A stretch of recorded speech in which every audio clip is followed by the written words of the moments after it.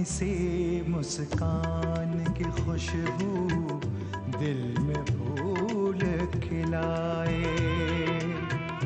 चाहे कोई प्यार लुटाए, चाहे प्यार छुपाए, आशीर्वाद की छाया पल पल जीवन को महकाए, जीवन को महकाए, जीवन को महकाए।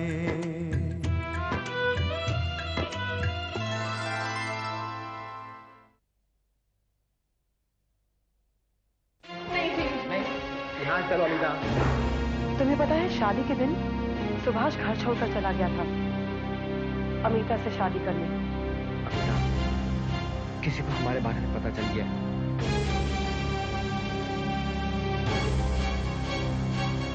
उस दिन में किसका फोन आया था और तो दोबारा फोन तो नहीं आया ना? अमीता के साथ होटल में जाकर रहता है, उसके सर पे इसका भूत सवार है। हाँ, सब उतार दूंगा मैं। किसका फोन था? रॉन्ग नंबर था। लेकिन इतने देर तक आप किससे बात कर रहे थे? मैंने तुझसे कहा ना, रॉन्ग नंबर था।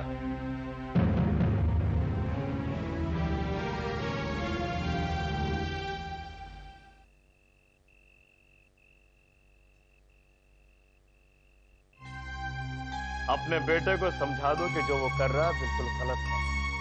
घर में बीवी मौजूद है और बाहर कुछ छर्रे उड़ा रहा है। अमीता के साथ होटल में जाकर रहता है। हाँ, उसके सर पर इश्क का भूत सवार है। सब उतार दूंगा मैं, कह देना उससे।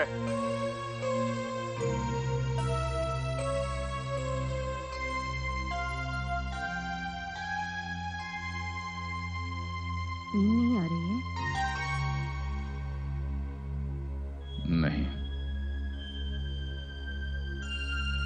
उस फोन के बारे में सोच रहे हैं आप? हाँ। मैंने आपको फोन पर ये कहते हुए सुना कि धमकियां मत दो। कौन था वो आदमी? क्या कह रहा था आपसे? जो आदमी धमकियां देता है उसमें इतनी हिम्मत नहीं होती कि वो अपना नाम बता सके। उस सुभाष और अमीता के बारे में कह रहा था। सुभाष और अमीता के बारे में? उनके बारे में क्या कह रहा था? ना जाने सच था या झूठ, लेकिन उसने कहा कि अमीता और सुभाष ने दोबारा से मिलना जुलना शुरू कर दिया है। धमका रहा था वो कि अगर ये सिलसिला बंद ना हुआ तो अंजाम बहुत बुरा होगा। अमीता की मामी बैठी है। हो सकता है वो आदमी सच कह रहा हो।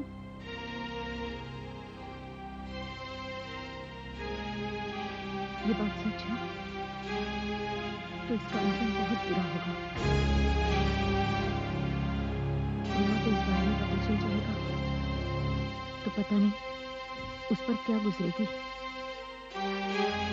रूमा तक ये बात पहुंचनी नहीं चाहिए पड़ना, तो उसके सामने जिक्र तक नहीं करना।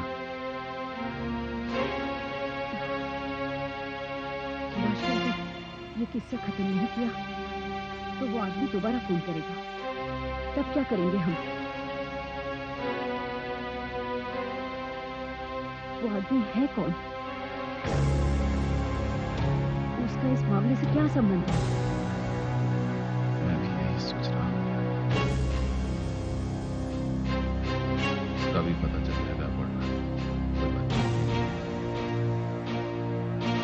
सुभाष ने अगर अमीता से दोबारा मिलना जुलना शुरू कर दिया है तो उसे रोकना होगा।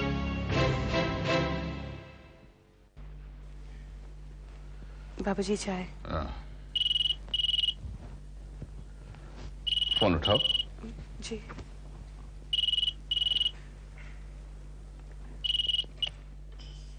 Hello. Why did you pick up the phone? Phone तुमने क्यों उठाया? सनी बोल रहा हूँ मैं। जी आप किससे बात करना चाहते हैं? तुम्हारे मदर इन लॉ या फादर इन लॉ से बात करनी। एनीवे, कल रात जो मैंने फोन किया था उसका क्या असर? क्या चाहते हो तुम? हे, सामने कोई बैठा है क्या? हाँ। खबरदार जो दोबारा फोन किया या तो झूठ बक रहे हो तुम। किसका फोन था? बाबूजी फोन पर कोई गालियां बक रहा था। कह रहा था कि अमिता और सुभाष का अफेयर चल रहा है। उससे अगर रोका नहीं गया तो वो हमें बर्बाद कर देगा। बाबूजी, कौन हो सकता है ये आदमी? और ये क्या कह रहा था सुभाष के बारे में? क्या हुआ?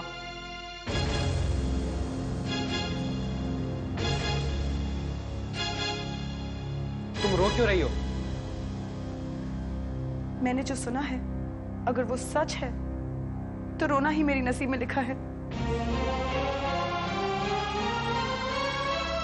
बाबूजी ये क्या कह रही है? क्या हुआ इसे? पहले मेरे सवाल का जवाब दे। तूने फिर अमिता से मिलना जुलना शुरू कर दिया? किसने कहा आपसे?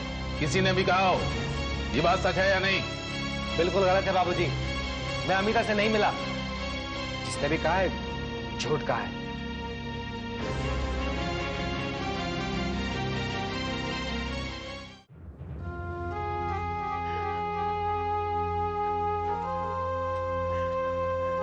ये क्या नाटक है? क्यों रो रही हो तुम? नाटक तुम कर रहे हो और गालियां मुझे सुननी पड़ रही हैं। अभी किसी का फोन आया था और वो तुम्हारे और अमिता के बारे में बात कर रहा था। जब तुम मनोरी गए थे तो उसे भी अपने साथ लेकर गए थे ना? मैं क्यों ले जाऊं उसको अपने साथ? हाँ? मेरा उससे क्या संबंध है? उससे तुम्हारा कोई संबंध नहीं? नहीं। मेरे सर पर हाथ रखकर कसम खाओ कि तुम्हारा उससे कोई संबंध नहीं है।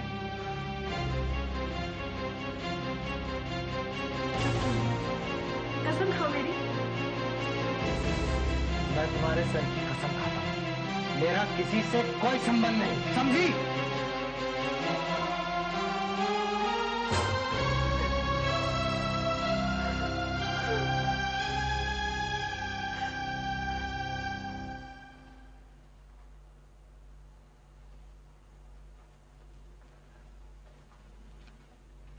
बड़े भैया, आपसे फिर एक काम आ पड़ा है। हाँ कहो। वक्त बेवक्त धमकियों के फोन आ रहे हैं। फोन करने वाला कहता है कि अमिता और सुभाष का मिलना जुलना फिर से शुरू हो गया है। जब मैंने सुभाष से पूछा तो वो कहता है ये झूठ है। आप जरा इस पर नजर रखिए और पता कीजिए कहीं ये सच तो नहीं है। श्वेता, ये भी पता करना जरूरी है कि फोन पर धमकी देने वाला है कौन और वो चाहता क्या है। खुद मेरी समझ में नहीं आ रहा है कि वो चाहता क्या है। बस धमकियां दिए जा रहा है। दिनेश की अमिता के साथ दिनेश की जो मंगनी टूटी, ये धमकियां कहीं दिनेश तो नहीं दे रहा? नहीं, वो तो बहुत ही बेचारा और गरीब सा इंसान है। ये धमकी देना किसी नीचे लपटने का काम है। खैर तुम फिक्र मत करो, मैं पता कर लूंगा।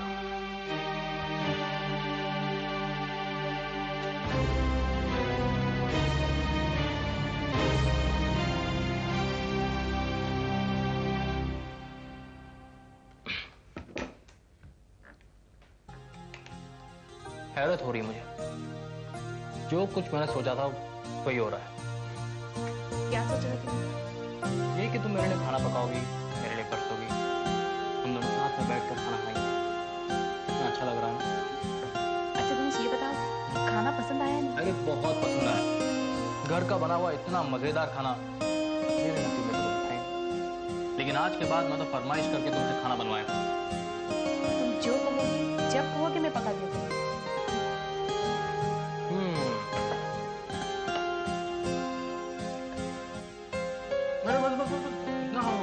थोड़ा सा लेना। मुझे खाना बनाने का बहुत शौक है और जब कोई शौक से खाता है तो और भी अच्छा लगता है। मेरे पास आओ।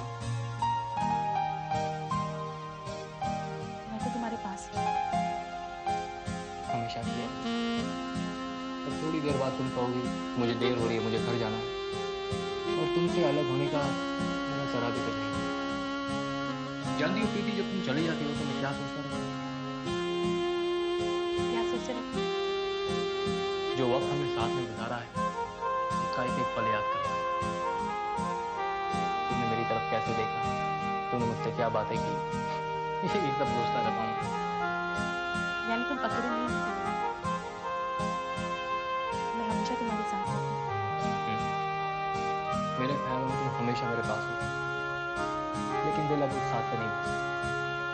अब मैं चाहता हूँ कि तुम हमेशा मेरी नजरों के सामने। वो भी एक दिन हो जाएगा। और तुम ही तो कहते हो जो तुम सोचते हो वही हो जाता है। तो फिर ये भी हो जाएगा। और थोड़ा दूर? नहीं, बस बस बस हो गया। Thank you.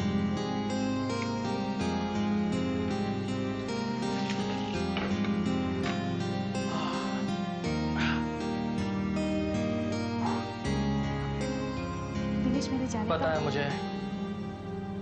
आओ तुम्हें घर छोड़ो। आज तुमने कहा ना,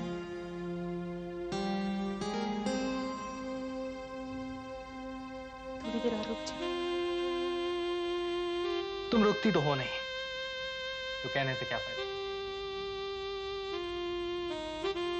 तब भी कहो ना, तुम रोकते हो तो अच्छा लगता है। अगली बार जब कहूंगा तो हमेशा के लिए रोक लूंगा तुम्हें। आओ चलिए।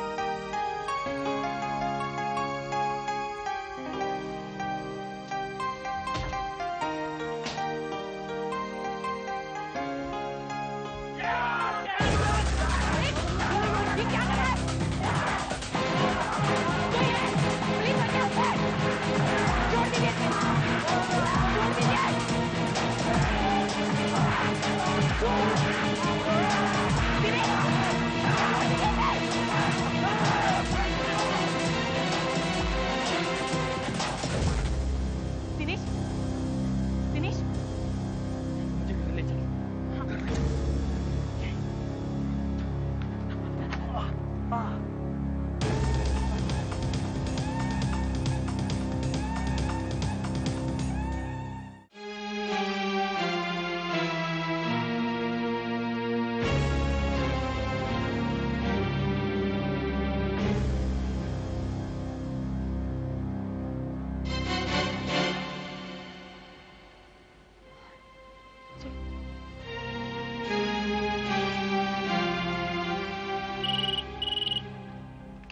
हेलो।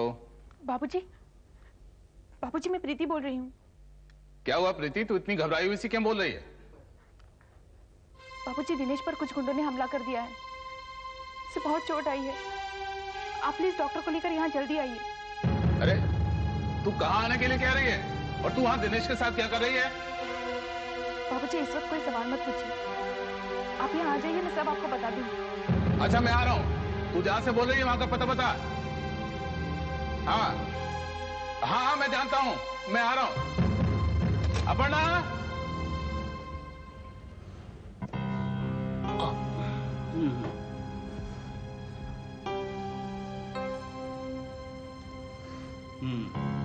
चोट इतनी ज्यादा तो नहीं लगी है, तभी मैं कह रहा हूँ तुम एक्सरे करवा ही लो। Yes doctor. अच्छा, तुमने ये नहीं बताया कि ये तुम्हें चोटें लगी कैसे?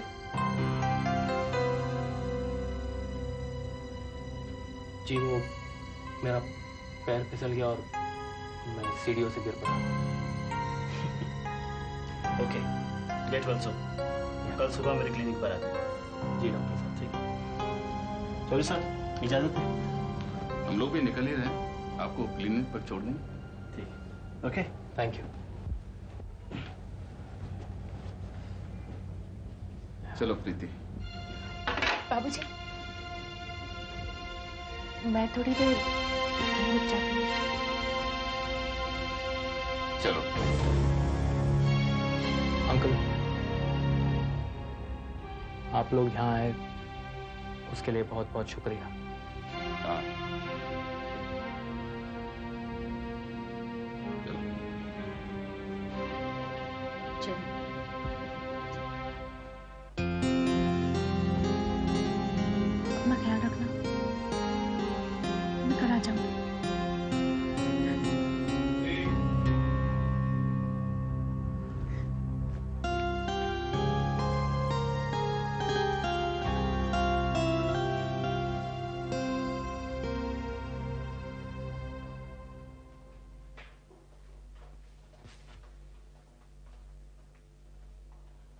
अब बता, दिनेश से क्यों मिलने गई थी?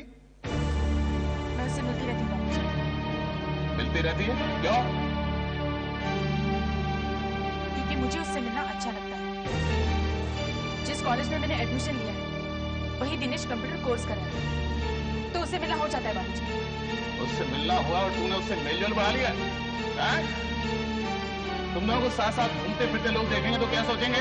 यही कहेंगे ना कि पति को छोड़ने की यही वजह है। मुझे लोगों की परवाह नहीं है बाबूजी। अगर परवाह है तो सिर्फ अपने घर वालों की। मुझसे गलती हुई कि इस बात को मैंने आपको नहीं बताया, लेकिन अब मैं आपसे पूछती हूँ, क्या आप मुझे दिनेश से मिलने की इजाजत देंगे? वो लड़का मुझे पहले भी पसंद नहीं था, आज भी पसंद नहीं है। उससे मिलने के लिए मैं तुझे कभी इजाजत नहीं दूंगा।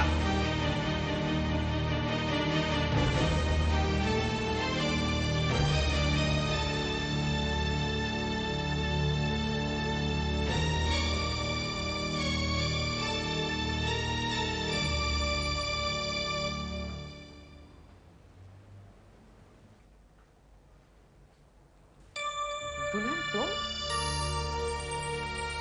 आज रास्ता कैसे भूल गई? विजय, आओ दुल्हन, बैठो, आओ। मैं किसी की दुल्हन नहीं, और मुझे इस नाम से याद मत किया कीजिए। तुम्हें याद कौन करता है? विजय, इससे पूछो ये यहाँ क्यों आई है? मैं मिस्टर विजय मानसिंगा से ये पूछने आई हूँ कि उन्हें दिनेश पर हमला क्यों करवाया। ओहो, जरा इसके तेवर तो देखो। मिस्टर विजय मानसिंगा कहकर मुखातिब करे तो क्या तुमने सचमुच इसके यार पे हमला कराया था? ये तुमसे पूछ रही है? जब मुझसे पूछेगी तब जवाब दूंगा।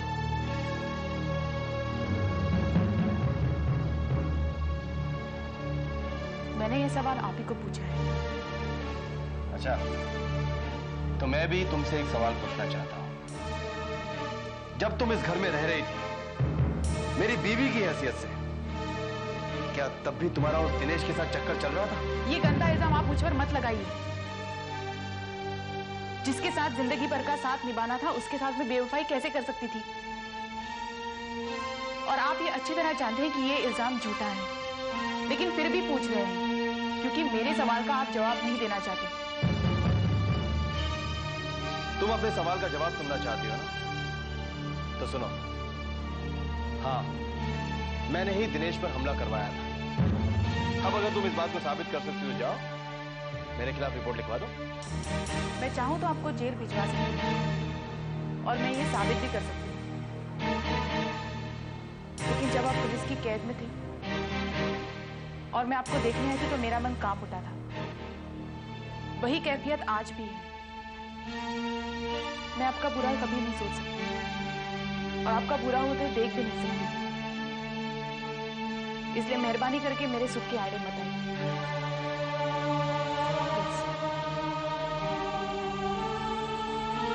प्रीति,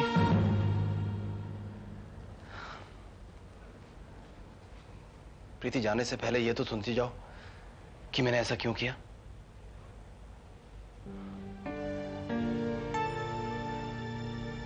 देखो प्रीति, जब मैंने तुम्हें उसके साथ देखा तो मुझसे सहन नहीं हुआ।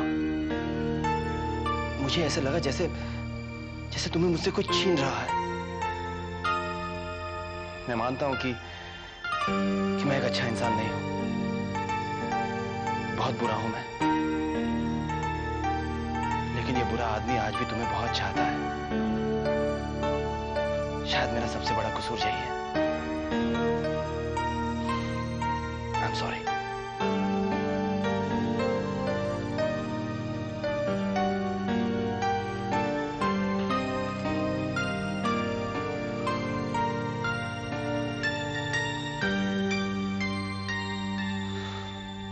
जिस लड़की के मुंह में जबान नहीं थी अब वो भी बोलने लगी है। दिनेश से मिलने जाती है और इस बात पर कोई शर्मिंदगी भी नहीं। आप मेरी एक बात मानेंगे? प्रीति ने बहुत दुख उठाए हैं। अपने ससुराल में क्या कुछ सहनो नहीं पड़े उसे। अगर दिनेश से मिलकर वो खुश हो। कैसी बात करती है तू? कैसी बात करती है? दिनेश और प्रीति का कोई मेल नहीं है। और अब ये बात तय है कि अब प्रीति का ब्याह मैं अपनी बिरादरी के बाहर नहीं करूंगा। अपने बिरादरी में शादी करके क्या मिलो हमें? हमेशा यही कहते हैं कि आप अपने बच्चों की खुशियां चाहते हैं और काम ऐसा करते हैं कि उनकी खुशियां छीन जाए। मैंने बच्चों की कोई भी खुशियां छीनी है। दिनों इसको बेहतरीन घराने में कराया हो। गीता चलबसी से मार हो गया दोष। ये तो उस बेचारे की किस्मत है। और सुभाष, उसके साथ क्या किया आपने? देशमुख भाई साहब से वादा करते रहे और रिश्ता मित्तल भाई साहब से जोड़ दिया। तू क्या करने की मूड में है हमारे से?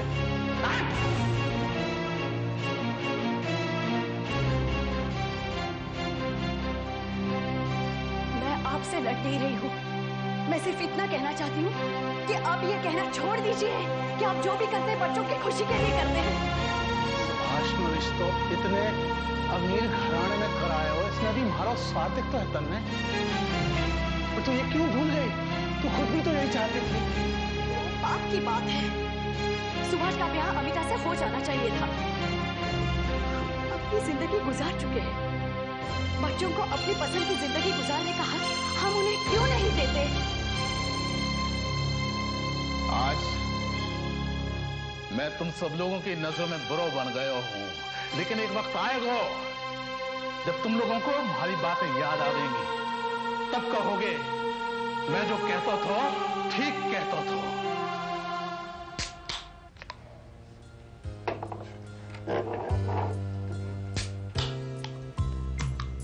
जब बाबूजी को ये पता चला कि मैं तुमसे मिलती रहती हूँ तब वो बहुत गुस्सा हुए, लेकिन अब मैंने भी ठान ली है, मुझे तुमसे कोई अलग नहीं कर सकता दिनेश।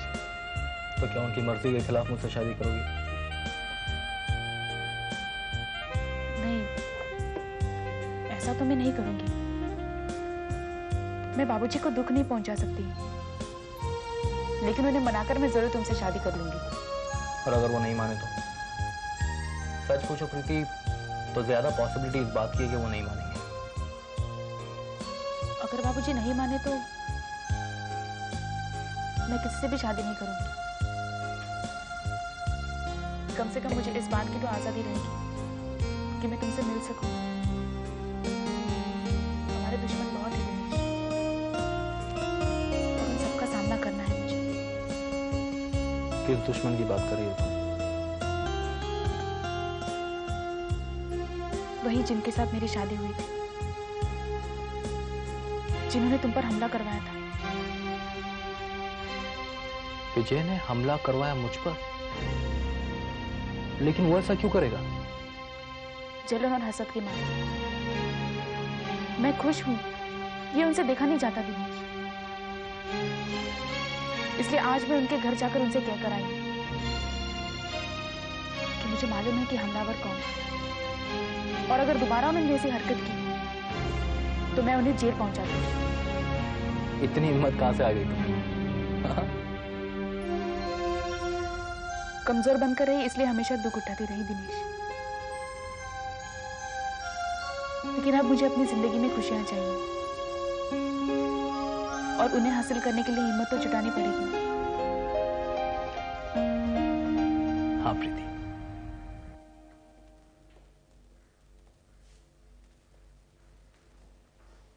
प्रीति कहाँ गई थी? मैं दिनेश से मिलने उसके घर गई थी, उसकी खैरियत पूछने। कैसा है वो? अब ठीक है। बेटा, अगली बार जब जाओगी तो अपने बाबूजी से पूछ कर जाना, वो बहुत गुस्सा है। क्यों गुस्सा है? मेरी समझ में ये नहीं आता कि बाबूजी दिनेश के खिलाफ क्यों है। क्या बुराई है दिनेश में? अच्छी नौकरी है, अब तो घर भी है उसका। अगर बाबूजी ये चाहते हैं कि मैं दिनेश से मिलना छोड़ूं, तो उन्हें उसकी वजह बताएं। पहले तो ये सवाल कभी नहीं पूछा तूने, अब इतना परिवर्तन कहां से आ गया तुझमें? बाबूजी, सिर झुकाकर चुपचाप मेरी हर बात मान लिया करती थी, अब इतनी हिम्मत कहां से आ गई तुझमें कि तू मुझसे जवाब तलब करे? बाबूजी मैं देख प्रीति, तुझे डांटना, तुझ पर गुस्सा करना मुझे भी अच्छा नहीं लगता, लेकिन एक बात तू ध्यान से सुन ले, जब तक तेरा ब्याह नहीं हो जाता और जब तक तू इस घर में है, तू मेरी मर्जी के खिलाफ कुछ नहीं करेगी।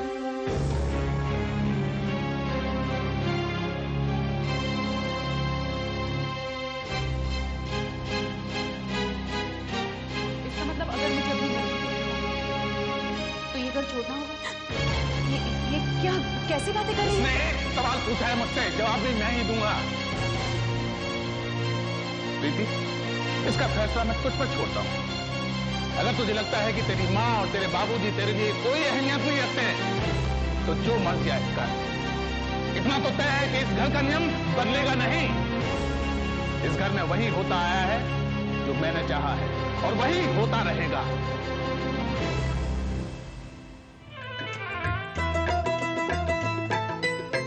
झरनों पर किसकी बंदिश है, पवन पे किसका पहरा है।